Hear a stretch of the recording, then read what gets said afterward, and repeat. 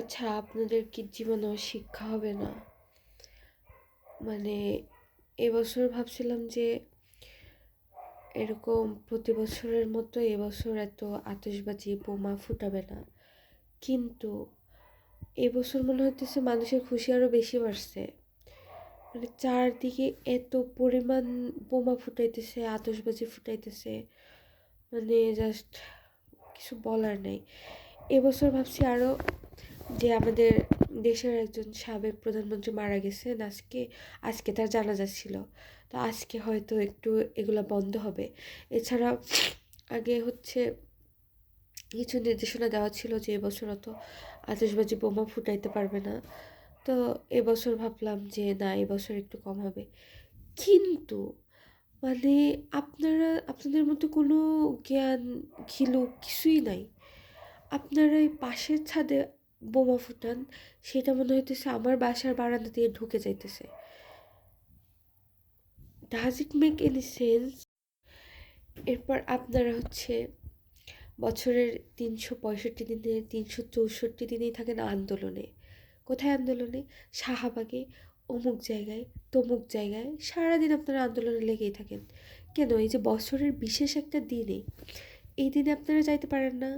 আপনারা এই আতশবাজি বোমাগুলো নিয়ে শাহবাগে যাইতে পারেন না? বা অমুক জায়গায় তমুক জায়গায় যাইতে পারেন না? নির্দিষ্ট একটা স্থান বানাইতে পারেন না যেখানে আপনারা এইসব বাজি ফুটাবেন, বোমা ফুটাবেন, বারবিকিউ করবেন, তারপরে আরও যা যা আছে, আপনাদের মেলার আয়োজন করবেন, সব কিছু আপনারা নিয়ে সেখানে যান না? আপনাদের জন্য হাজার হাজার মানুষ যাবে, ট্রাস্ট মি। আপনারা জাস্ট সোশ্যাল মিডিয়াতে পোস্ট দিবেন অমুক জায়গায় আমাদের অমুক আয়োজন হইতেছে, আপনারা সেখানে যেয়ে করেন। তা না করে আপনারা ঢাকার মতো একটা ঘিঞ্জি এলাকায়, যেখানে এক ছাদ থেকে আরেক ছাদে লাফ দিয়ে যাওয়া যায়, সেইখানে আপনারা ছাদের উপর এগুলো ফুটাইতেছেন ঘন্টার পর ঘন্টা ধরে।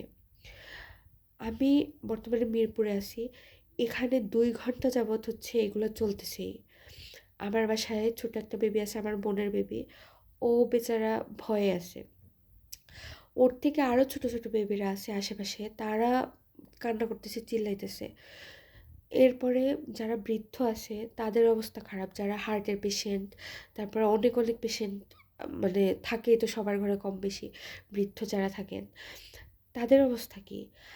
আমি স্বাভাবিক মানুষ, তারপর আমার একটু ঠান্ডা সর্দি লাগছে, এই জন্য আমার এই শব্দে পুরো মাথা ধরে আছে, আমি জাস্ট নিতে পারতেছি না। আমার কি অবস্থা? আর যাদের ওই ছোট ছোট বাচ্চা, তারপরে বৃদ্ধ যারা আছে, অসুস্থ যারা আছে, তাদের কি অবস্থা? তাদের তো মনে হয় এই একটা দিন সারভাইভ করাই কষ্ট হয়ে যাইতেছে। আর আপনাদের কোনোভাবেই এগুলো হবে না। মানে আপনারা যে আরেকটা মানুষের বিরক্তির কারণ হয়ে যাইতেছেন, এইটা আপনাদের খারাপ লাগে না? মানে মানে আমি যদি কারো বিরক্তির কারণ হইতাম, আমার নিজের ভিতর থেকে একটা গিল্টি ফিলিং আসতো না, যে না, আমার জন্য আরেকটা মানুষের প্রবলেম হইতেছে, আমি কেন এই কাজটা করব? কিন্তু আপনাদের কোনো লজ্জা নেই, আপনারা সেম কাজ বারবার করেই যেতেছেন।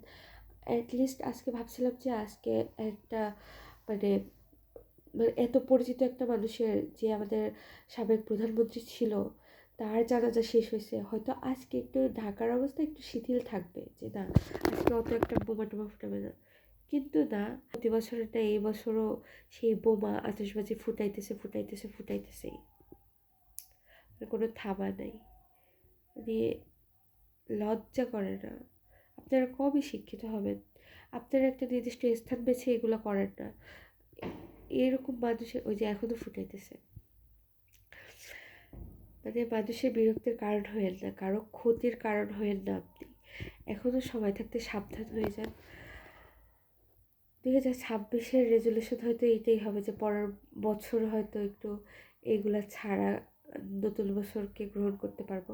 এগুলা ছাড়া না, আনন্দ করেন, উৎসব করেন, কিন্তু কারো ক্ষতির কারণ হয়েন না। মানে একটা ক্ষতি, অন্যের ক্ষতি হয়ে গেলে হয়তো আপনার কিছু যাবে আসবে না, কিন্তু আজ ক্ষতিটা যখন নিজের হবে তখন ফিল করতে পারবেন। আপনারা নিজেদের বিপদে নিজেরা ডেকে আনেন। যাই হোক, আর কিছু বলার নাই। হ্যাপি নিউ ইয়ার সবাইকে। সবার নতুন বছর অনেক ভালো কাটুক, আমারও ভালো কাটুক। আমার 25 সাল খুব একটা খারাপ যায় নাই, ভালোই গেছে আলহামদুলিল্লাহ। এখন চাই 26টাও এর থেকে আর একটু ভালো তো অবশ্যই সবাই চায় যে একটু ভালো কাটুক, তো আমারও একটু ভালো কাটুক, আপনাদের সবার ভালো কাটুক। Happy new year.